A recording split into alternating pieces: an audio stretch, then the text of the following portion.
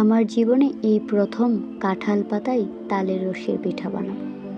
তো hi beautiful viewers, আমার সাথে চলেন কিভাবে পিঠা বানাই দেখাবো আজকে।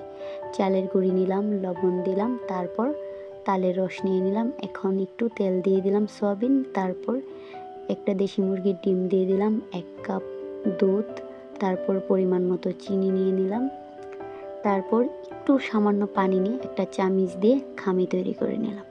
তারপর কাঁঠাল পাতা দিয়ে কোণ তৈরি করে নিতেছি।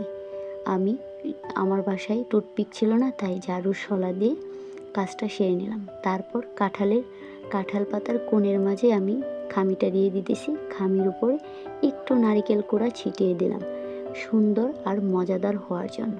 তারপর ডেকোরেশন করে ছবি তুলে নিলাম। বাপ দিয়ে মাত্র 20 মিনিটে আমার পিঠাটি তৈরি হয়ে গেছে। মাশাআল্লাহ, খুবই সুন্দর ও সুস্বাদু হয়েছিল।